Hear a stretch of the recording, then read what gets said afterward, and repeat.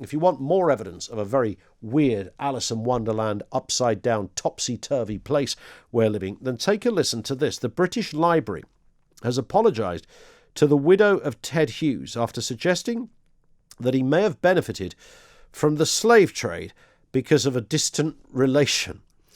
The former poet laureate, he died in the late 90s, was named in a dossier of more than 300 people and institutions that may have benefited from slavery or colonialism. Hughes's name was included because of a family connection to Nicholas Ferrar, who was a merchant born in 1592. He was instrumental in the Virginia Company, which was responsible for the running of Jamestown, where slaves were imported to work in tobacco plantations. However, Ted Hughes was not a descendant of this man because that man died childless. Now, Ted Hughes might have had a rocky relationship with Sylvia, his missus. I think at one point he almost put her in an oven. But in terms of being a slave owner or benefiting from the slave trade, he was not. And it's not really the point.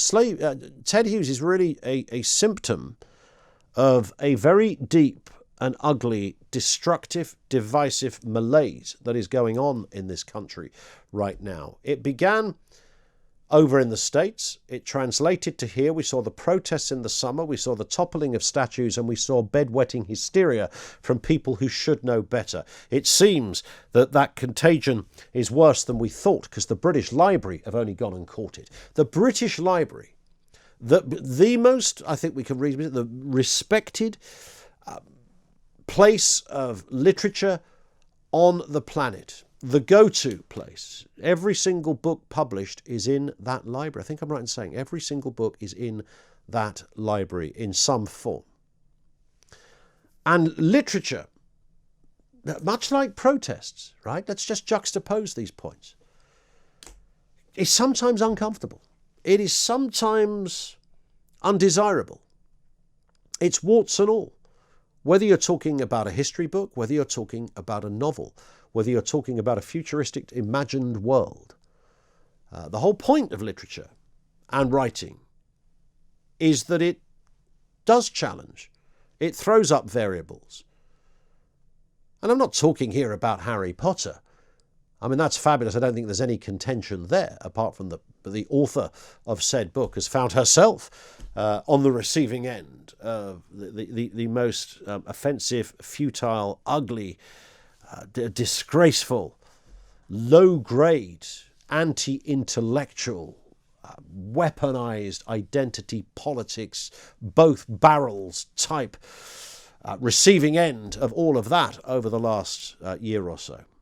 And here we have, so the British Library, the guardian, the bastion of free thought, speech and everything, has decided, because some unnamed bozo down there at the British Library thought, right, okay, it's the season to start checking our own history and some of our writers and some of their backstories. And it might just be that somebody who was born 1,000 years ago, 500 years ago, 200 years ago, could have had a nefarious connection or a relationship with someone who might have benefited from the proceeds of slavery or colonialism.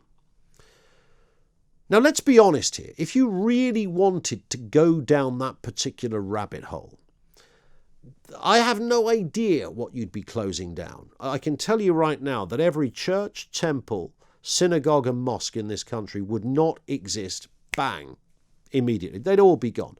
Every step. If it's all about trying to weave in a narrative that somebody 500 half a millennium ago was apparently related to somebody who might have had a connection to someone who benefited.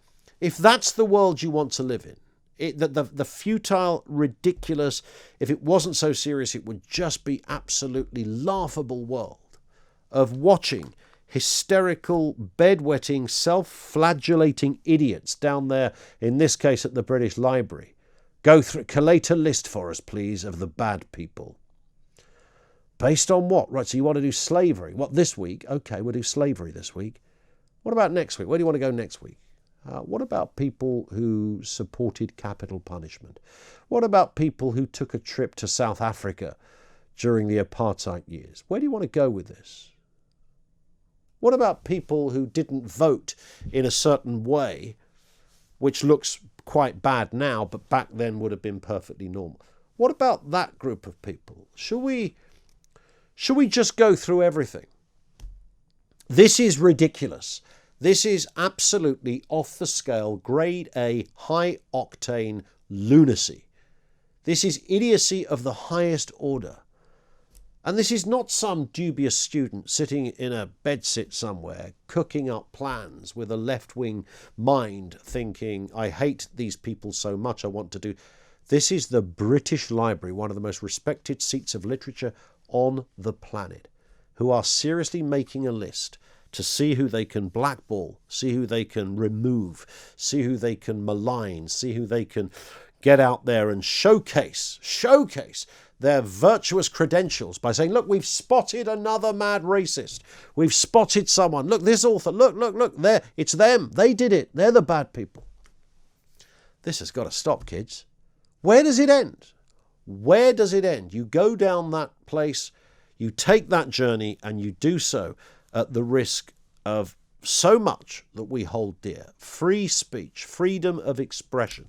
You could go through all of that. So nobody wants to shake hands with somebody who used to sell slaves for a living and say, well done. That's hardly the point to this. The point is, what are you supposed to do with your history? By definition, it's in the past. I would suggest you keep it there and learn from it. That would be the best thing. In the meantime, I'd just say to the British Library, stick to lending out books. This is Talk Radio.